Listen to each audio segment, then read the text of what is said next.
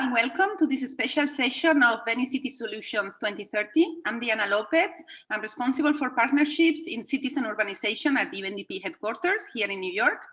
And these sessions today, this Let's Talk and Let's Think, are devices to bring new voices and new ideas from non-so-traditional actors that we usually work with in the world of local governments and in the world of the UN.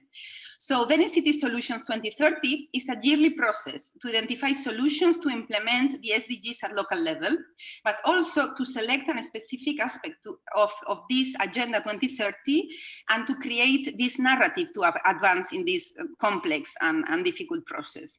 But also it's a moment to bring new people on board.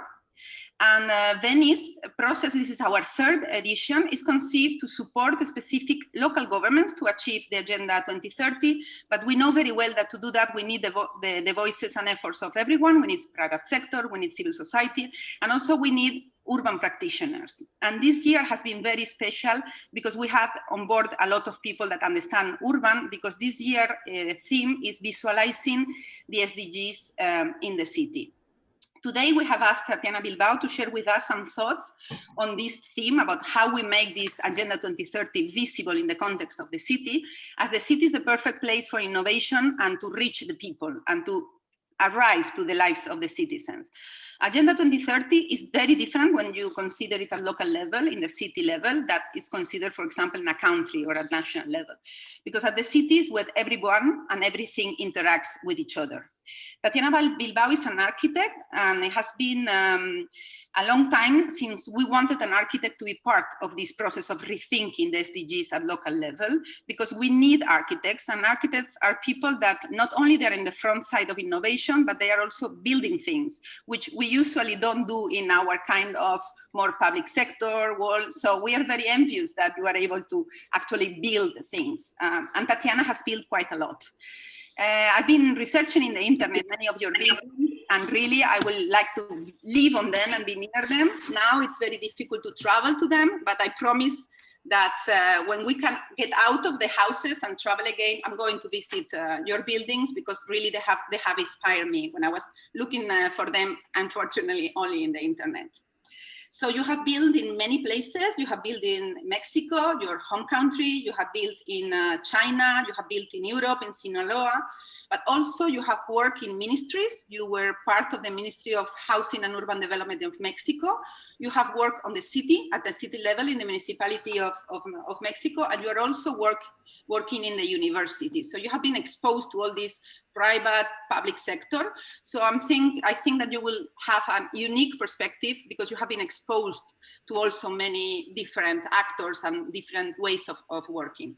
So this session is for you. It's a white canvas. We have invited you to illuminate us and give us your ideas and be fresh and bold.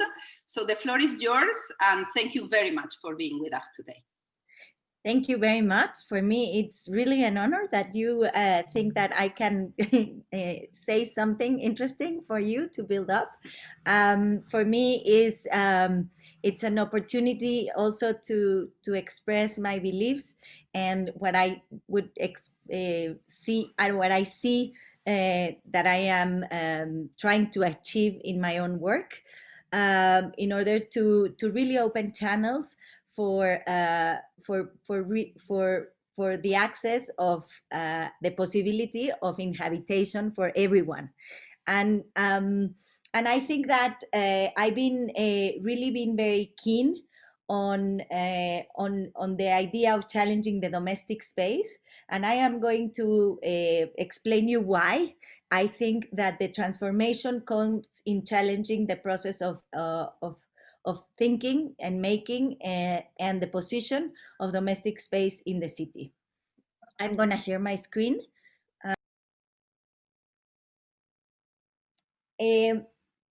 Cities exist because human beings, we need the congregation of people. We need the collectivity as much as we need the individuality for our own growth. But we need really, truly, we cannot achieve the possibility of being without the help of others. And cities have become those places where we can really develop all the possibilities to be able to become individuals, no? And obviously is often seen as a place of opportunities, but as well with the same force is also the place of the most important oppressions for people, no? So I think that the city is the place where the major and most important contrasts for life happen. And obviously it's an apparatus that has become hyper popular, and we all know that more and more people are coming to live to the cities to search for these opportunities, and more the cities cannot achieve these opportunities, cannot achieve to give these opportunities to more and more people. And I think that one of the most important things that we have to put on the table is the thought of the importance of these spaces to to give people the opportunity of building themselves.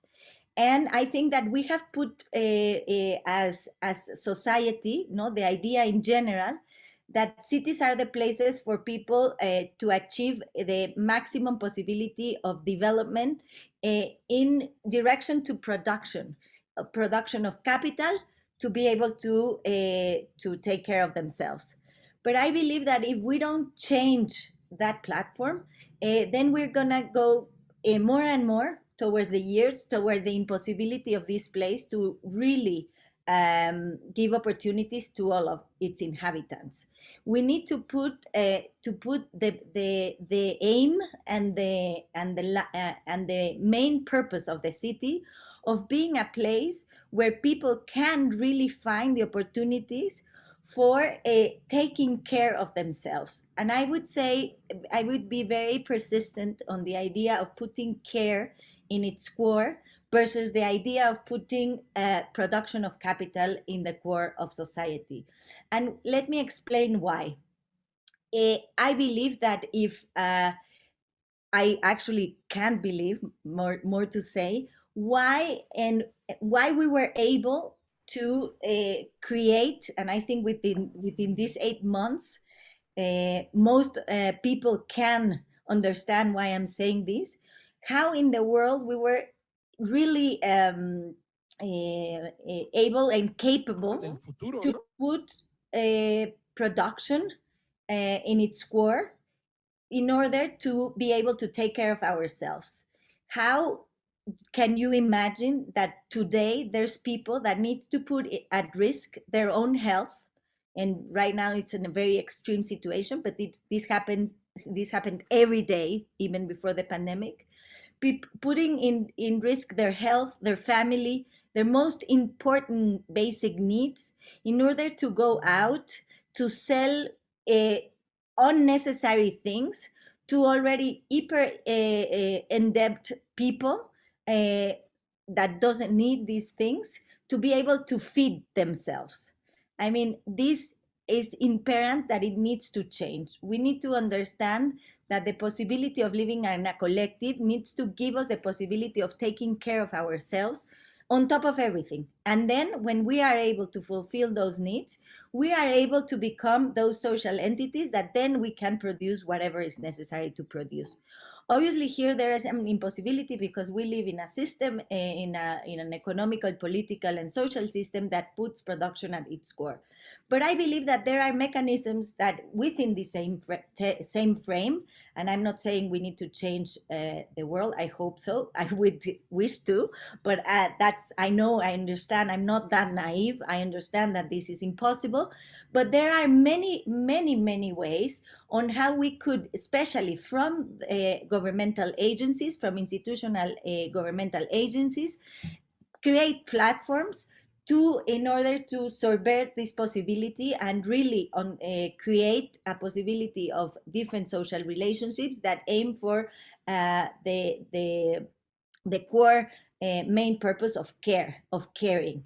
And I'm gonna explain this a little bit more, but it's really different from what happens in the city, from what happens in the countryside, no? And this is always has been a controversy, the comparison between the city and the countryside.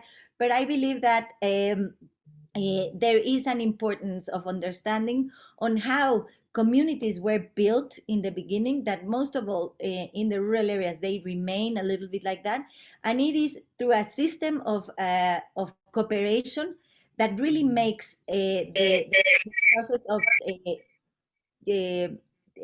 domestic and reproductive labor uh, as not to be a burden, but as to be a really important an imperative necessity of the core of the community. And this really allows then the community to exist and to coexist within itself. But not only that, I think that that understanding and that cycle creates benefits in all levels. No, it's when you are really integrated into the possibility of care and the understanding of the necessity of that, that you are able to extend those arms even into the caring of the environment. So it really goes in stages, and it really becomes then a totally virtuous circle, instead of what we're doing in the city, alienating individuals, really driving them in the force of production, and really relegating the very, very, very most important necessity, that it's taking care of ourselves. I think that we have realized through these 8 months of pandemic, more than ever, the importance of the domestic space. And I don't want to call it the house, because I'm going to also explain the importance of the necessity for this to happen, to erase the definition of the archetypical, not only physical form of the house, but the physical and social configuration right now of the social construct that we have in our minds of the house. Um, and um, and I would say that more and more what is happening in the cities is that, first of all, we tend to physically limit the individual or the family to a very confined space, and then confronted with the collective.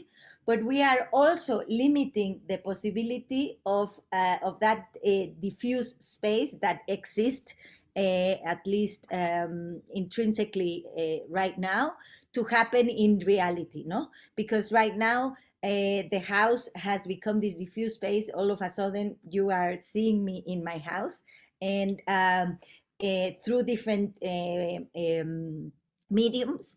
Before was less invasive. Right now with the pandemic is absolutely invasive, and the limits are really erasing, but the physical limits exist, and the impossibility of that the physical limits are posing to this transformation of life are really, really limiting. So I'm going to explain a little bit why I think the house has become this place that it not only is perpetuating incredibly important acts of discrimination towards specifically towards the women, but if we can encompass it, is towards everybody.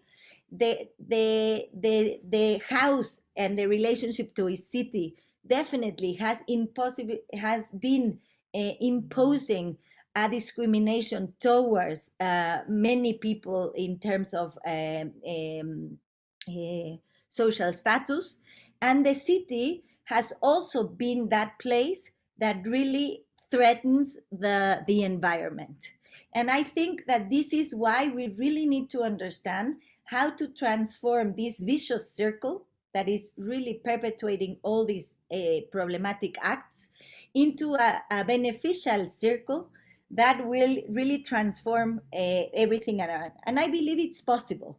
I believe it's not only possible through architecture at all. I think architecture can become a platform for that to happen, but it needs to become a social transformation on the vision of how the city is thought, is used, and is possible. No, and let me start from the very core of it, from the body. No, we human beings have two basic necessities for our existence, which is being nurtured, being healthy, and having a refugee. To be healthy, we need to eat. To eat, we cannot do it ourselves alone. We need a collective. We are the only animals in the species that cannot survive by ourselves and without a refugee.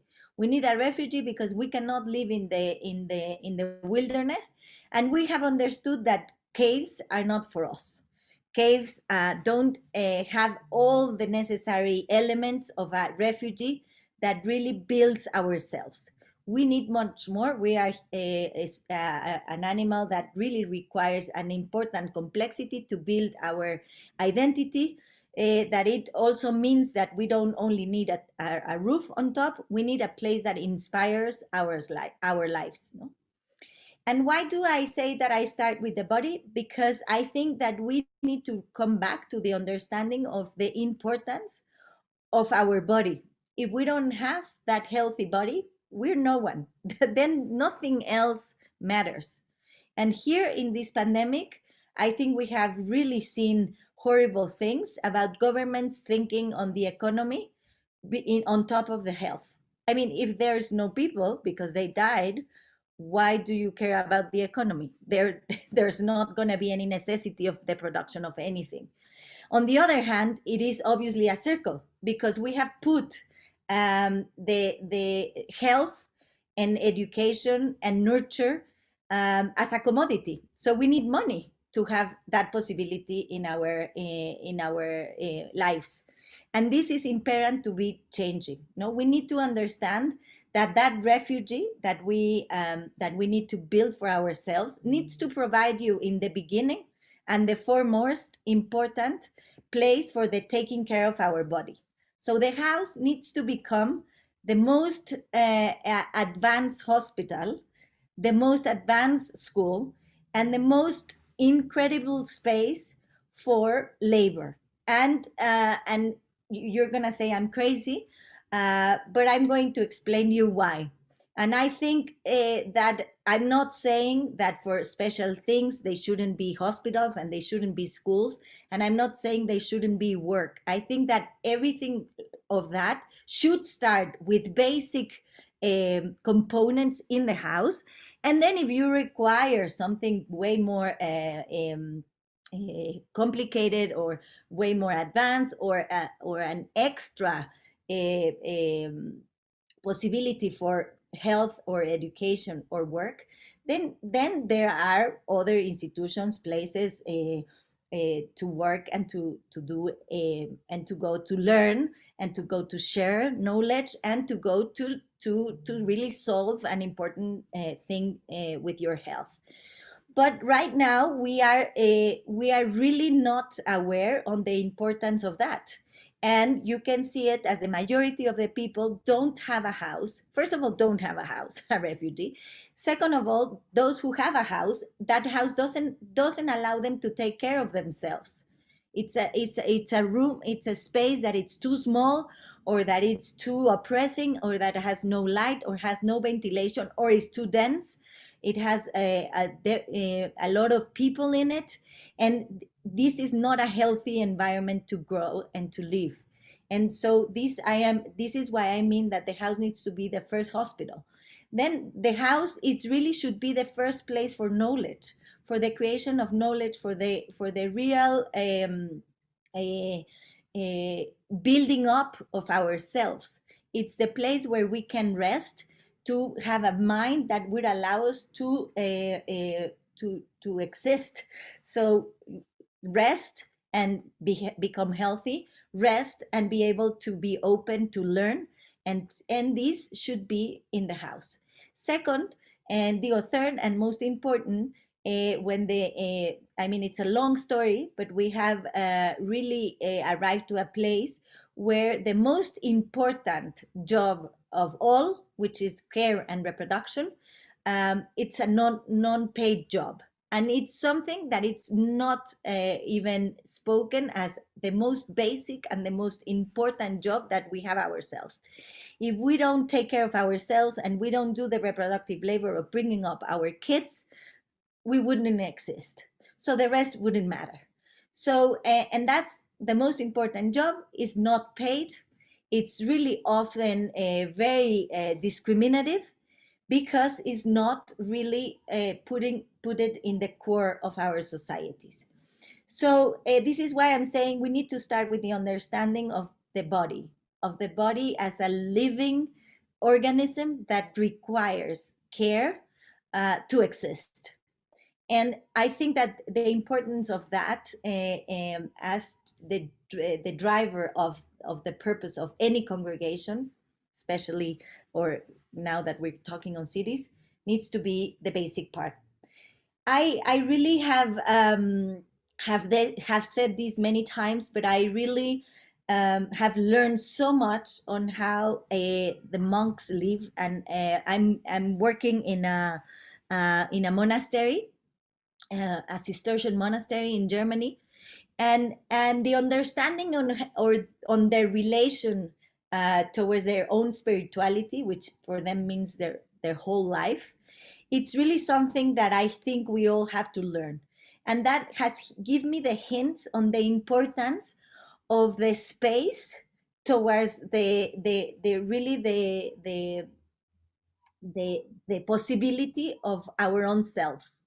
And the monks, how they represent their spirituality, I think it really gives us a hint. Obviously this is how they live, but it gives us a hint of the importance of the scaling of the relationships, not only to build our own selves, but also to build our own community. And they really see the expression of their spirituality. Obviously the first is in their inner selves, in their souls. The first represent, or the first physical contact, or the externalization of that spirituality, is their body. Therefore the importance of the robe is absolutely vital. No, so the robe is the first externalization of their life. Then the sec and not only is the externalization and the reflection of that towards the other, it's also the protection towards that body, so there is a core importance on the robe. Then the second part is the cell, and their own private intimate space, where they are able to really retreat to themselves, but they are also able to really acquire this necessary energy to be able to be in contact with others. Then is the cloister, where they really are. It's the intimate space where they share with the other monks. And then and that builds this stage relationship with the next set of individuals that it's in contact with them, no? And then it's the monastery and the community that holds the monastery itself. And then it's that monastery with the relationship with the exterior. This happens very much as you see it, in obviously not speaking about spirituality, but in smaller communities, in smaller rural areas. No, there is the nucleus of the individual space, which normally it's not, at least in our country, I cannot generalize, but in many places where they still live very traditionally, this doesn't mean that it's a room that has different functions. It's a room to retreat, to rest, no? And this room then is related to the compound in a more direct way. And then this compound is where a lot of people meet. Normally they meet to fulfill other needs, to create the most intimate relationships, but then to cook and to eat, no? Like the cloister. And then is that relationship of that compound that it's conformed by different people, members of the family, different generations, towards the rest of the community, no? And then they belong to this community, and then they relate probably to other communities or not. In the city, what we are doing is we are more and more alienating those spaces, and we are boxing them literally, no, into these compartments of many of them, that when you open your door, the next possibility is a relationship with the whole collective, no? So I'm exaggerating and putting into an extreme, but you live in a city by yourself, and then you open your door and you're exposed to the 22 million people that live around you. How in the world are we able to expect that these people can create a relationship that gives them the possibility of care in a way that really is sustainable? And I think that the pandemic has also really exposed us to that. No, for example, there are many families that have tried, at least in my surroundings, that have tried to create systems that would allow them to take care of the kids while working, no, in the same space. This has become a real issue for those privileged like us, that we're able to stay home and have our kids home. Has really become very difficult, no, to take care of the kids, to try to put them in the school, the online school, and then to feed them, but also at the same time work, no, and then in the same space.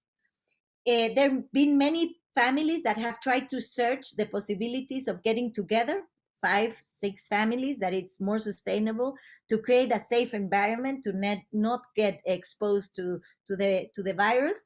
But then you have to decide in which intimate space you will share those caring and reproductive possibilities, no.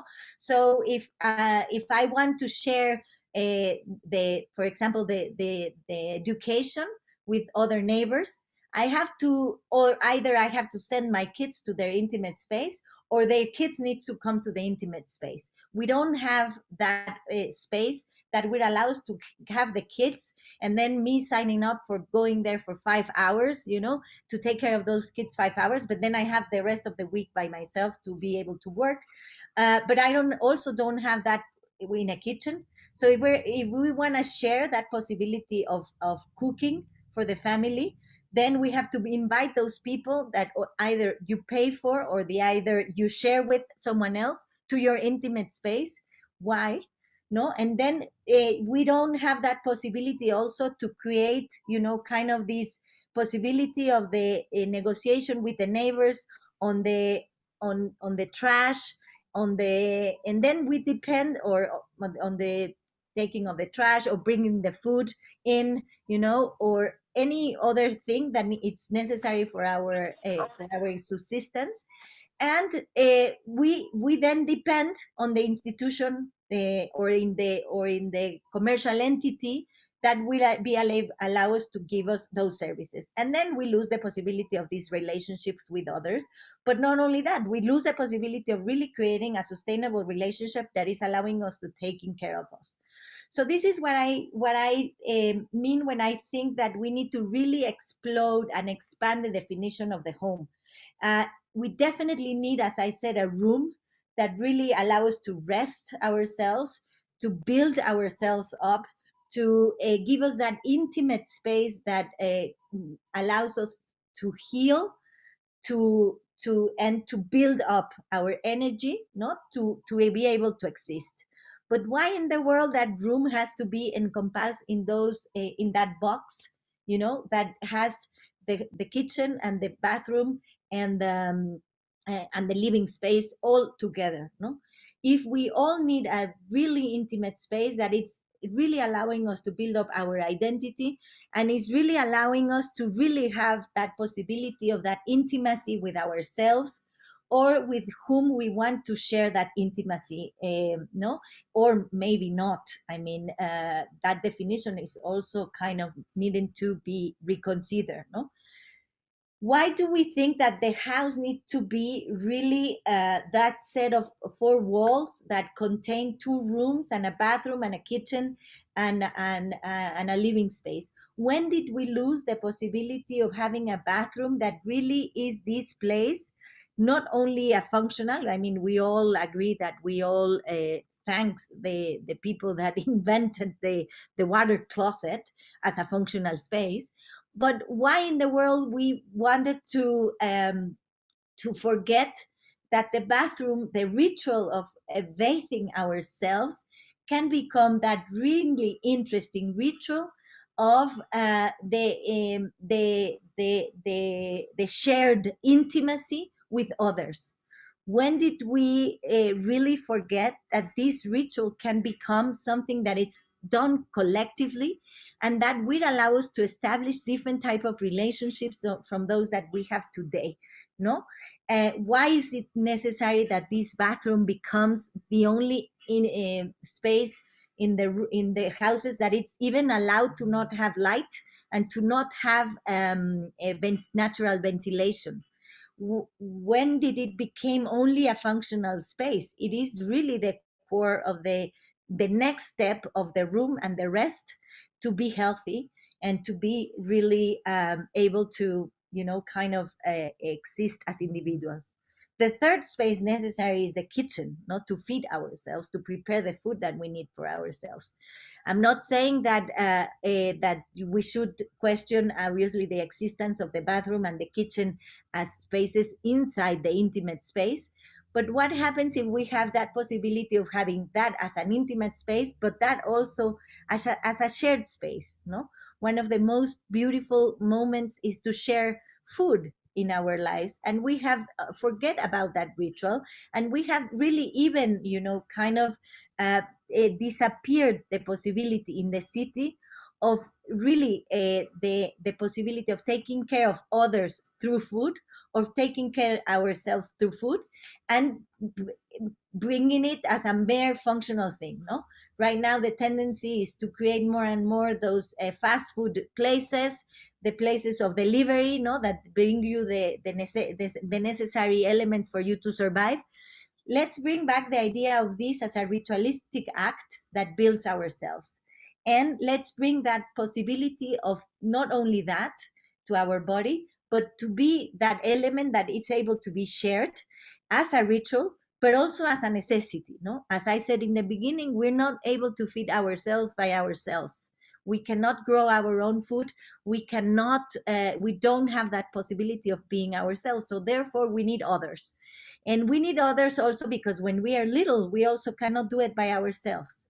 So to be able to expand the notion of the domestic labor and encompass it into the domestic realm, I think it's a very important steps for cities to really expand their notion and the possibilities for the caring of people. I would then really go a little bit beyond into the issue of the house as the discriminative space, as the core discriminative space.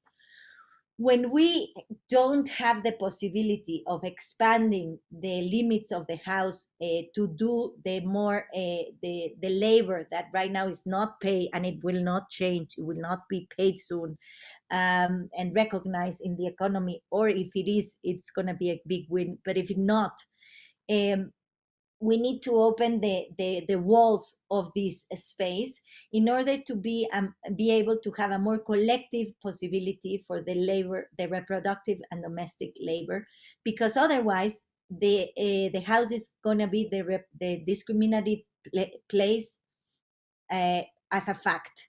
And why I'm telling you this, because I'm telling you that it's impossible to take care of the kids, to take care of the household and work at the same time.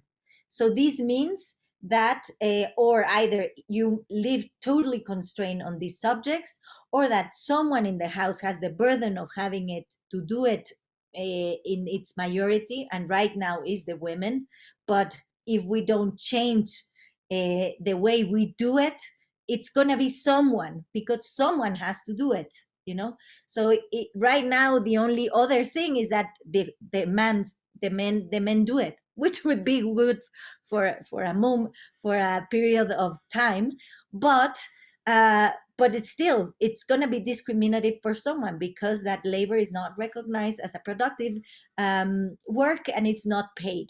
So someone will be discriminated if it's the women now, or it's going to be then the men. And we need to really then change that. And to change that, we need to start speaking about children. And for me, speaking about children is speaking up in putting care at its core of the city. How can we do this in the city? I mean, obviously, it's very obvious how can we do it in the communities, and how can we do it in less dense spaces, no? I believe that there are many ways of doing it. We need spaces for them. And I think that this is where the architecture can play an important role. Uh, as I say, right now is a physical impediment for me to transform the way I manage the reproductive and domestic labor. It is a physical impediment, as I said in the beginning, because I don't have the space to do it. So if we start thinking that we have to really understand how to create platforms for the house to break their limits in order to be able to expand, this is a really already interesting start. So, and what do I mean with that? We need that intimate space to be defined possibly and most ideally by each of us, and then we need that intimate space open its doors or open its possibilities to be able to be related to the other spaces in different ways and in staged ways. So as I said, I think that we need to understand the monastery in a physical form is really interesting, because it really allows those stepping and staging kind of relationships to open channels to create intimate relationships that are being staged until we create that more open and collective relationship. So we have created different possibilities and we have analyzed different models on more open spaces, like for example this one where we created the idea of modules that can be arranged in many different ways, and every family would have different necessities. Family, if we want to call family, but every collective that decides to live together can decide where and how they use the spaces, but also how they configure them for really creating a compound that really encompasses that collective possibility within the intimacy, but also that they are starting to relate, towards the community in ways that the relationships are more able to produce those social relationships than those more institutional relationships. So giving a space for negotiation within the community, a space that becomes either the kitchen if that's what they want to share, or either the classroom if that's what they want to share, or either the patio, or either the washing room, the washing of the clothes of the people, or even the productive space. What is that shared space? Every community has a different necessity. What is that? What they need to share? Every specific individual wants and needs to share something different, and therefore we need to be allowing more diverse spaces and more different possibilities for that to happen. I really like to say that architecture needs to become a platform for social decisions and social possibilities that open more forms of living than what it exists now.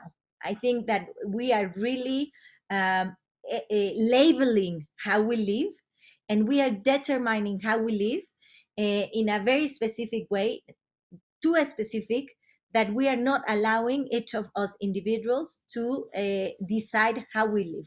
And this is imperative because we are not all the same.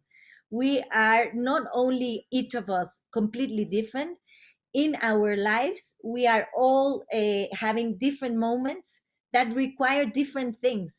So I always say that there is as many definitions of how to live and how to build their own domestic space as um, as individuals in the world. But not only that, I realize that it's not only as many individuals in the world, so it's not 7 billion definitions on how to live, but there is, from every stage of your life, it's a different space that you need to create your own life, no? So your possibilities need to be that. And right now the city and the definition of the house is actually defining how you have to live, how you need to live your own life, how should your family be, and how you need to act. And I think this is very problematic because it's determining people to be something that they are really not. So to be very short and easy, I would say that right now we're defining the house as a place that it's ideal for a couple and 2 kids. An ideal, I would question that because all the things that I already said. But the majority of the people don't live in couples and don't have 2 kids. So how are we able to really generalize the possibility of living in a space that it's ideal for that? No. In different projects, we have experimented other things. For example, the idea also of representation. We all really need an individual possibility of representing ourselves, and the home can give us that, or the intimate space can give us that. So how can architects build a platform? In this case, we did a project that it's a collective project that a lot of architects participated, and what we define is a very kind of defined platform, straightforward platform, and then each building was able to have an own definition, an own expression, an open wide relationship to the other, in order to give more possibilities of the collective to be represented, but also allowing spaces that are open for negotiations, that are open for possibilities of common life, that are giving the possibilities of each family to decide if they need a recreative space, if they need a collective space for discussion, if they need a collective space for work, or what they need. So I think that we are exploring also different relationships also in the vertical environment, on how those relationships can be staged by the architecture as well.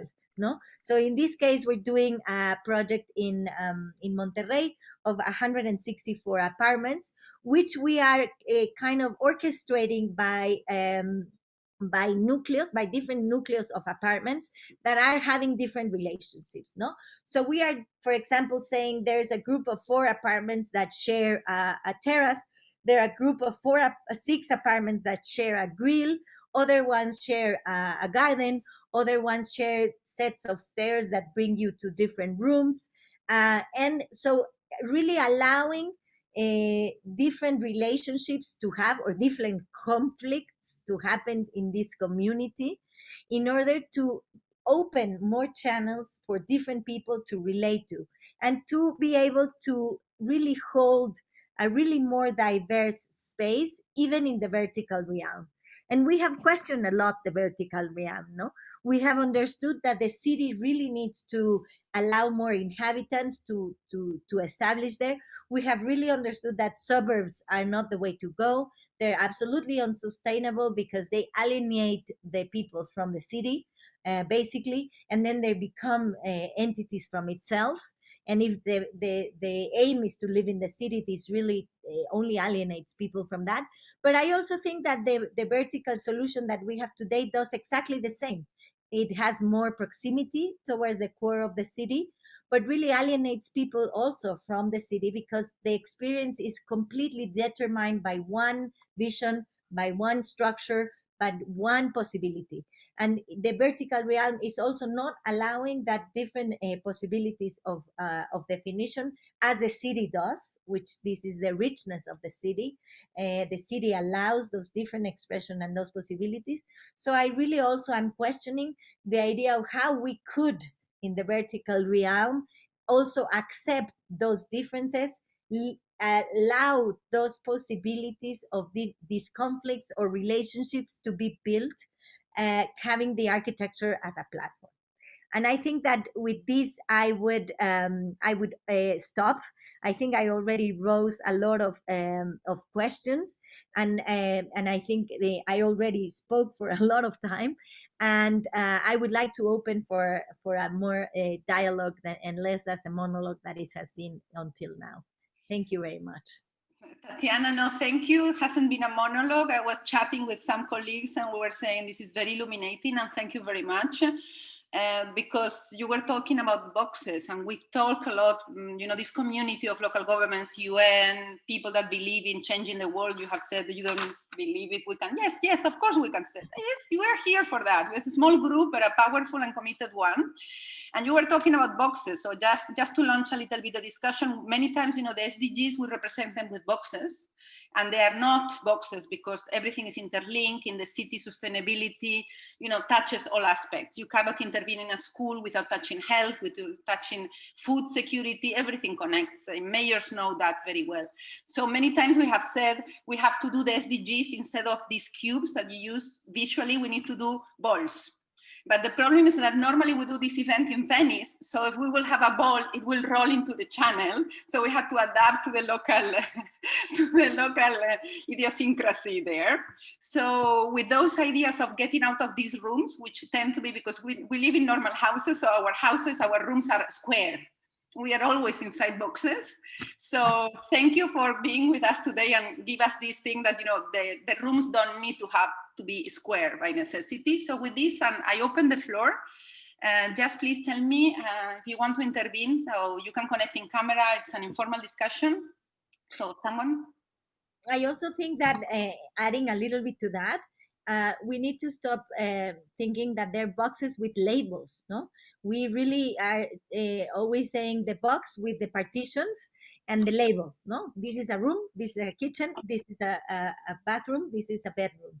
I mean, we all live completely different. Why do we still need to really define those rooms? No, because it is even almost everywhere defined, even in the code, that it's necessary to have a house, that the house is defined with these elements, and that has to have this exact definition.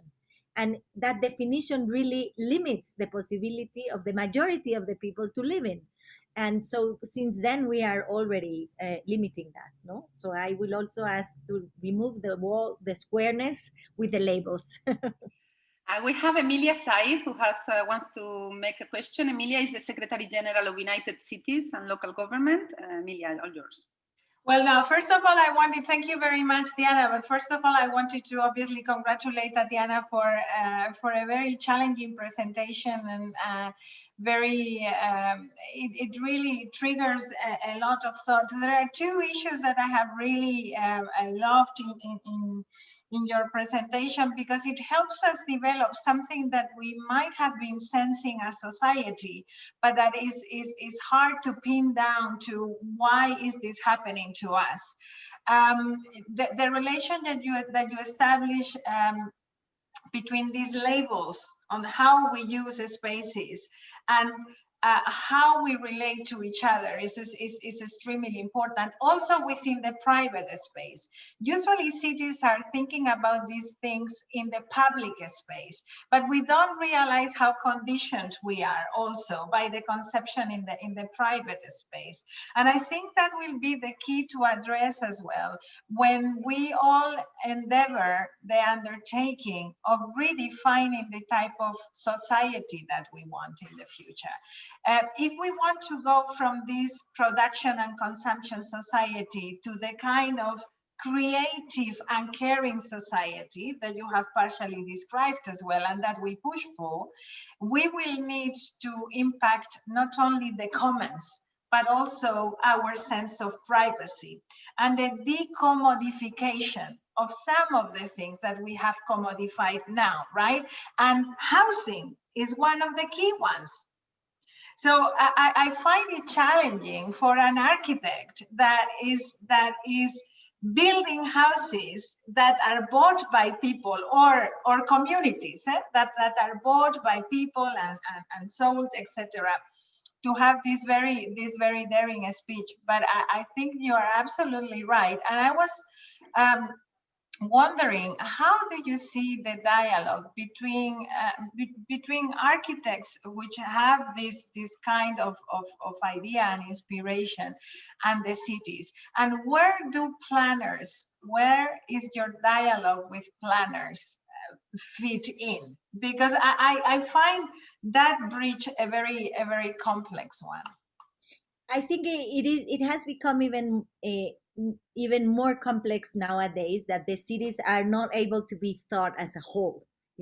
Cities are organic entities that are not able to be predicted, planned, or prescribed. I think we have first of all, we have understood that because of the last decades development, but also I think that it is imperative to understand that we cannot think that some group of people can plan it, no? Because if we are thinking that everybody needs to be represented in this place, everybody needs to be able to produce this space in a way, no? So first of all, we need to be able to understand how to create a platform that is the space is produced more collectively. There is an important and a big impossibility, no? Because obviously we can.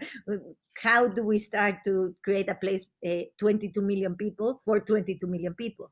Well, I think that by staging the possibility, no, of creating of allowing people to create their own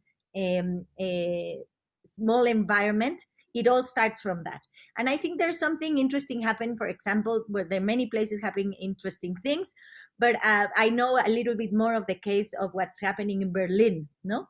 I don't know if you know this syndicate of tenants, that it's really nowadays they hold 98 buildings, I think, or entities or communities, no, of 50 or so families that are being able to challenge the way how they live from its core, which is challenging the idea of private property, but also challenging the idea of the individualization and the determination of the nuclear family.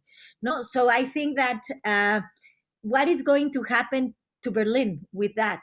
It's not only the syndicate of tenants in Berlin. There's happening a lot with the commons and not even public spaces or common spaces, collective spaces are starting to be managed by the community, by the collective, producing their own food. This Princess and Garden, and there's a lot of other examples of gardens that are also producing edible food, etc. And I think that I don't know what is going to happen. This is going to be an interesting thing, but I think that this already creates a platform or a negotiation between the government and the institutions, the banks, the financial institutions, the economy, the capitalist world, with the social construction of individuals. I don't know where that is going to arrive, but I think that it's already an interesting start that cities could start really replicating. And how is that cities replicate is by allowing those schemes to happen, no? By allowing the possibility of, for example, what happens in Mexico is that there is a total impossibility of getting a subsidy from the government if you are a private entity, if you are an individual. No, you get a loan from the banks to buy a piece of property, but there is an impossibility of getting a subsidy to produce something like this, for example. No, so if cities start to do that, to allow this possibility, I think that this will open channels to change also the possibility. I think that also we need to. Cities need to really forget this the idea of the dichotomizing the space. No, we speak about private and public space. We need to forget that those are the two factors, because that is the only way that we can determine private property. And private property is a whole nother issue that we could speak on for the rest of the day. But I think that because one of the impediments to create a life is the possibility of the access to land. But as I said, that is a whole nother topic. But in terms physically and socially, if we forget the notion of the dichotomy that creates, I think this is where we be able to open those spaces that would allow us to socialize the burden of the reproductive labor, and would allow us to build a more creative, care-driven society.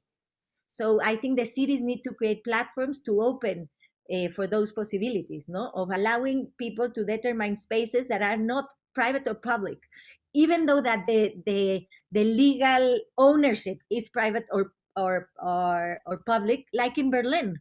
In Berlin, the property functions exactly the same as in the rest of the world. It's not that they have changed that. So, but they are allowing these possibilities to happen, no? So I think that this is a very interesting way of moving forward. I mean, there are many ways, no? The community land trusts. I mean, in other ways, and and that is a whole another topic, no? But in France, land is almost all public. In England, it belongs to the Queen or to the church, which then that is another set of problems. But at least, the possibility of understanding of the use of the land can give then an open set and other possibilities of habitation, no? Which are now dichotomized, no?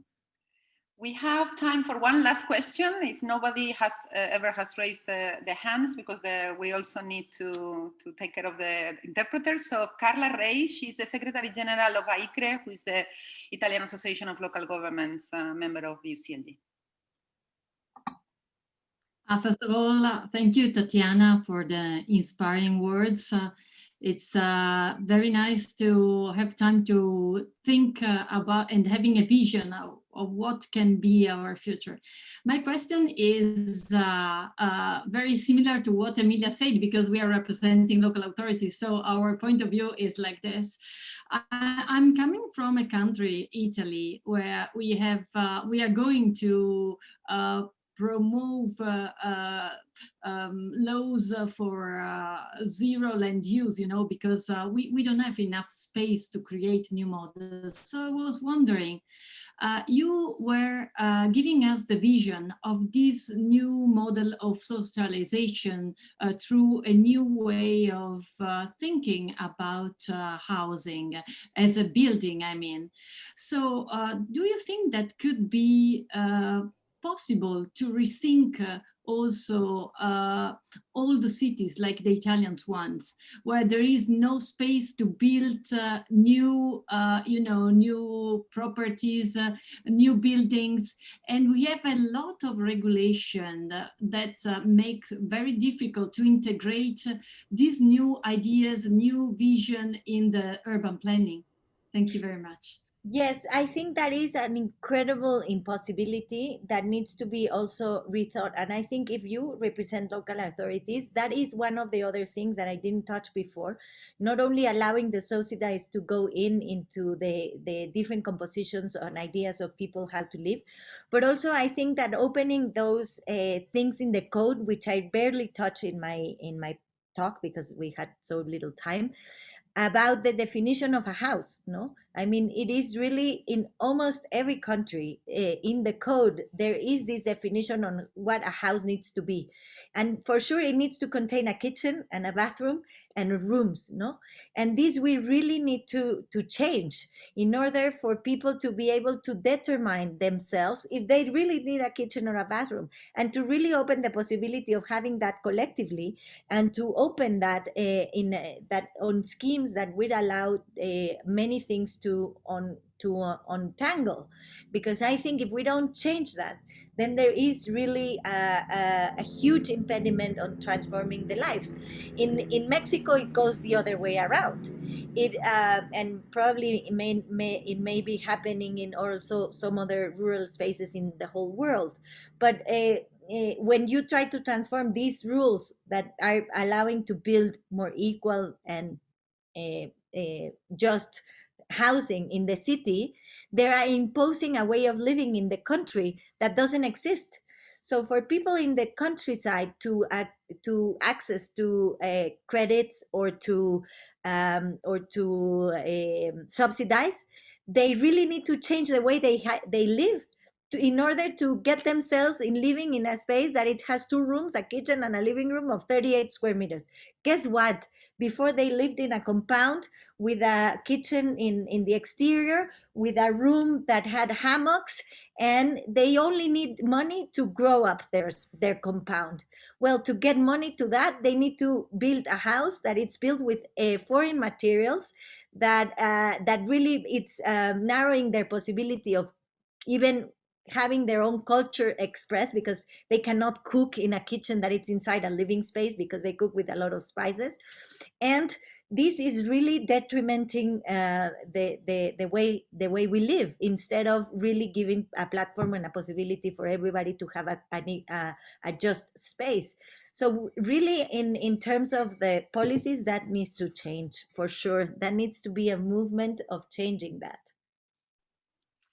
Thank you, Tatiana. Yes, because this morning there was one speaker that said this is unacceptable. You know, certain things have become unacceptable. So it's very good that we are seeing things that we were not seeing before. And you have referred to many things. You know, tomorrow is Black Friday, which is like the craziness of everybody buying things that they don't really need and they will probably not use.